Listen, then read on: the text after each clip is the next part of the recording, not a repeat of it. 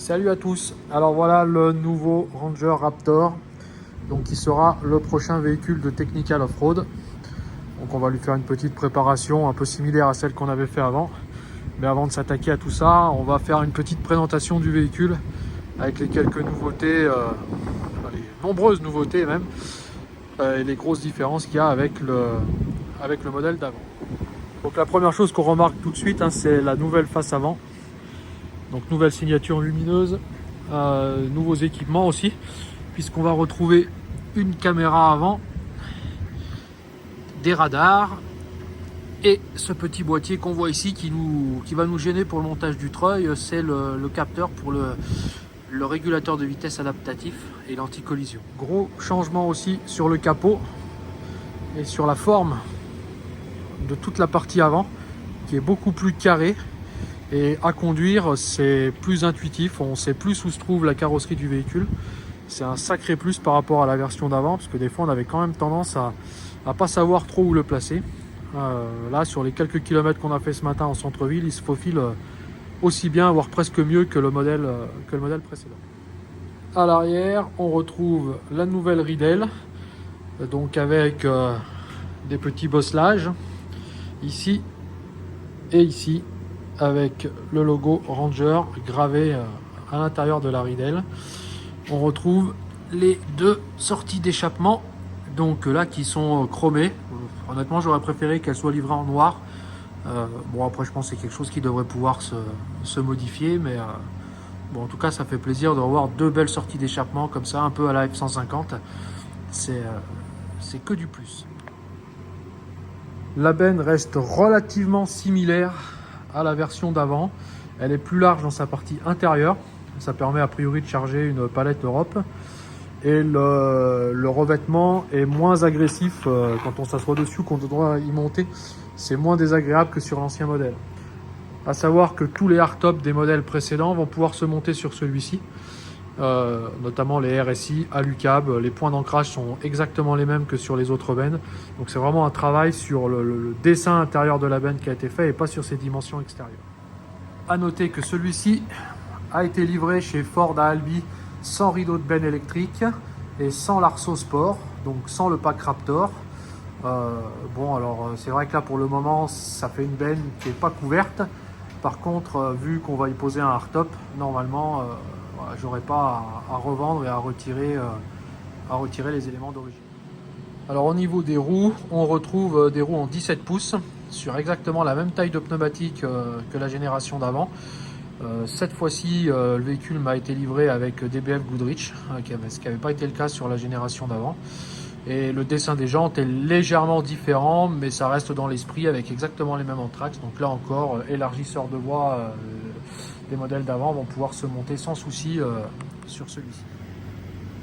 Sous le capot, on retrouve donc le nouveau 3 litres V6 biturbo de 288 chevaux, 495 Nm de couple.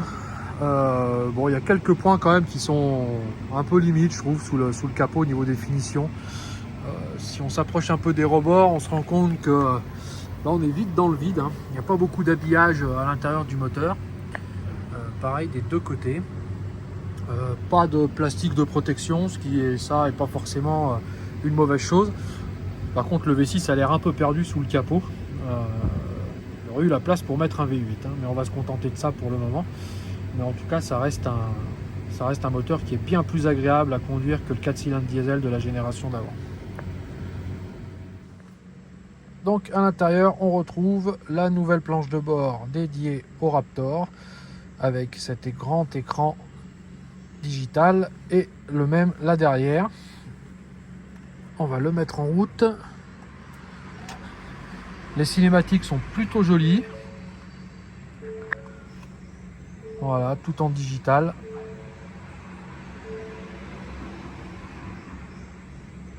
Et pour le coup, c'est vrai que c'est plutôt agréable à regarder. Ça change un petit peu du côté austère de celui d'avant. Alors on aime ou on n'aime pas. Moi j'aime beaucoup. Donc on verra après à l'utilisation ce que ça donne.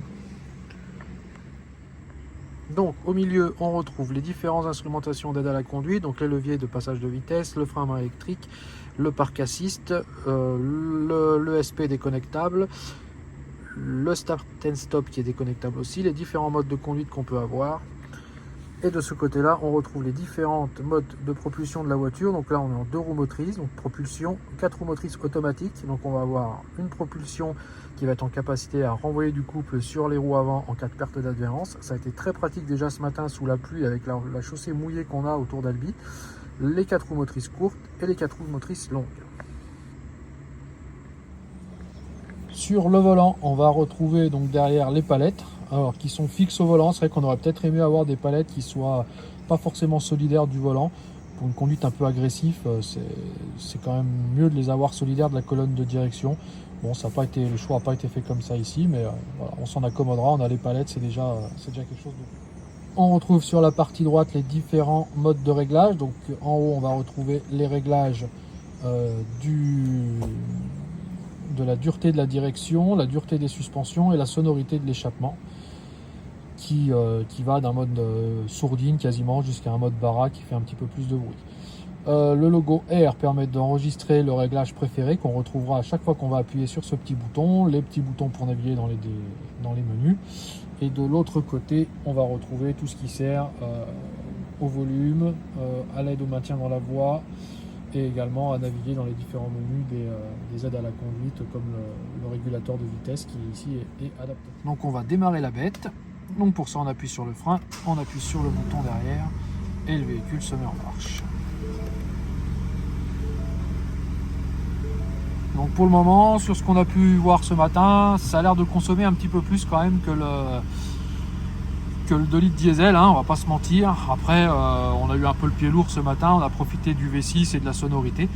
Donc voilà, on a une consommation principalement en urbaine et périphérique, mais en ayant le pied lourd, on a quasiment 22 litres au 100. Bon, après, c'est toujours à prendre avec des pincettes, c'est un véhicule qui a quasiment pas roulé pour le moment, il y a un rodage à effectuer, et puis bon, faut voir sur des parcours plus longs ce que ça pourrait donner. Donc on va essayer le mode silencieux.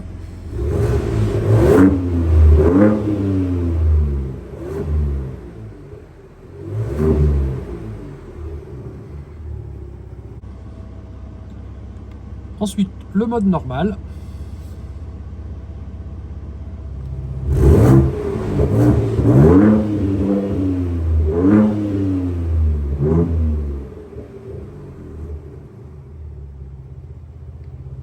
Le mode sport.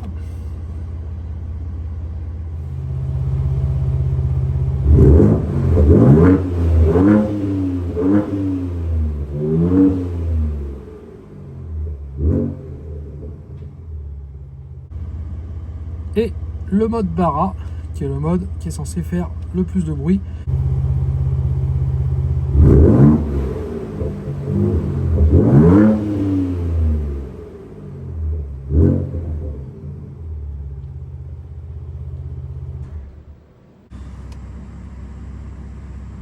Donc ensuite on retrouve les différents modes de conduite. Donc on va retrouver un mode normal, un mode sport, un mode pour terrain glissant, un mode boue ornière, un mode sable, un mode bara et un mode franchissement rocheux. À noter aussi qu'on retrouve sur la partie supérieure différentes prises qui vont pouvoir servir à alimenter des accessoires comme des rampes de phare ou autres. On retrouve différents rangements, une boîte à gants supérieure, un petit rangement intermédiaire qui permet de poser des téléphones, des stylos, des choses comme ça, et enfin un rangement en position basse avec voilà, le gilet jaune, les documents techniques de la voiture, une boîte d'ampoule. Honnêtement, la qualité perçue est plutôt sympa. Si on fait un comparatif avec la version d'avant, on voit qu'ils ont vraiment voulu faire monter en gamme le véhicule. Alors on n'est pas sur du standard d'un Land Rover par exemple, parce que j'étais quand même habitué à ça. Là on est quand même largement au-dessus d'un standard pick-up traditionnel, avec une espèce d'Alcantara là qui fait la jonction avec un tableau de bord plutôt en plastique dur. Mais bon, l'habillage rend plutôt bien. Les petits inserts orange avec la forme des grilles sont pas mal aussi. Et les contreportes sont plutôt sympas aussi, avec un système d'ouverture qui ressemble comme 2 gouttes d'eau à celui du F-150, les petits inserts en imitation un peu carbone sur les côtés, et on retrouve en partie haute voilà, une finition un petit peu plus sympa. Après, la sellerie est franchement jolie. ça a l'air très qualitatif. Après, on verra dans le temps comment ça tient. Le cuir a l'air un peu plus épais et un peu de meilleure qualité un peu plus meilleure qualité que la version d'avant. Mais dans l'ensemble, c'est très bien surtout pour un pick-up qui a plutôt une tendance à être utilitaire. À l'arrière, il y a quelques petites nouveautés. Donc on retrouve les sièges bicolores qui sont semblables à l'avant, avec un dessin un petit peu semi-baquet. Le gros point, c'est qu'on va retrouver au milieu des bouches pour le chauffage qu'on n'avait pas du tout sur celui d'avant. Et on retrouvera des prises USB et une prise 220 volts. Bon, toujours au standard américain. Par contre, c'est vrai qu'on aurait aimé qu'ils nous mettent ça au standard européen, ça aurait été pas mal. Mais là, encore une fois, à l'arrière, c'est très satisfaisant. Il n'y a vraiment pas grand chose à lui reprocher. En suspension, on retrouve donc les nouveaux Fox Performance. Donc là encore, couleur orange, je pense que c'est plus pour faire appel le rappel de la nouvelle couleur de Ford Performance.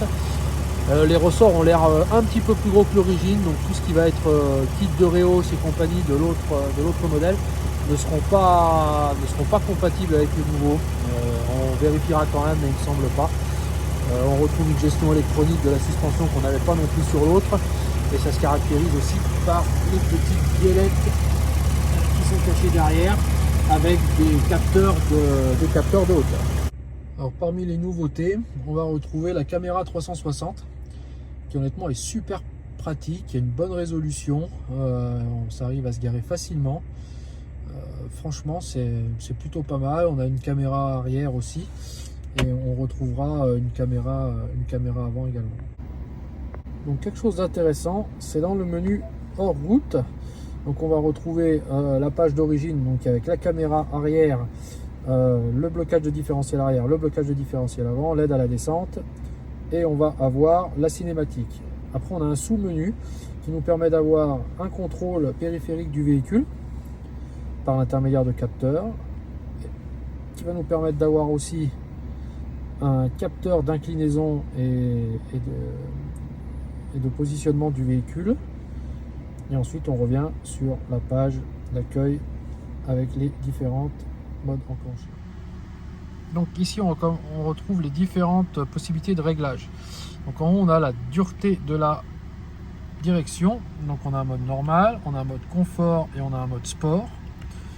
Ensuite, en dessous, on a le réglage de la suspension, où là aussi, on a un réglage normal, on a un réglage sport et ensuite, on a un réglage off-road. Et sur l'échappement, on retrouve donc les 4 modes qu'on a essayé tout à l'heure. Alors les premières impressions de conduite là sur une grosse matinée de roulage sont très bonnes. On a un véhicule qui répond parfaitement à la sollicitation de la pédale d'accélérateur, presque un petit peu trop sur le mouillé, si bien que la propulsion pure montre vite ses limites. Par contre, on a un mode donc du coup 4 roues motrices automatiques qui est très pratique sur terrain un petit peu mouillé ou glissant, ce qui était le cas aujourd'hui. Donc c'est un mode qui est vraiment utile et qui trouve tout son intérêt.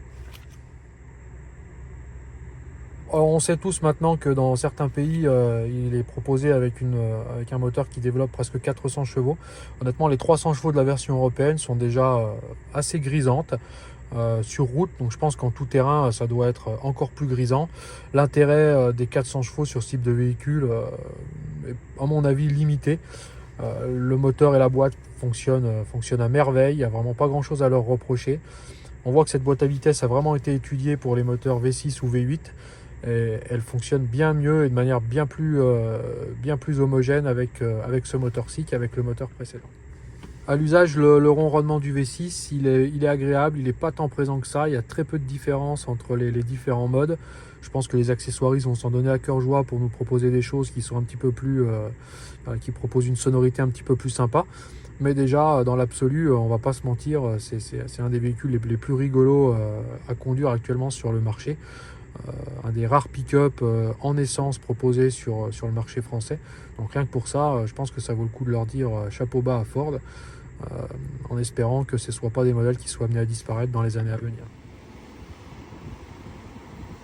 Donc voilà pour la petite présentation et mon premier ressenti au volant du nouveau Ranger. On va dire qu'il y a 100% de positif. Les quelques bricoles qu'on pourrait lui reprocher sont vite oubliées juste en démarrant le moteur.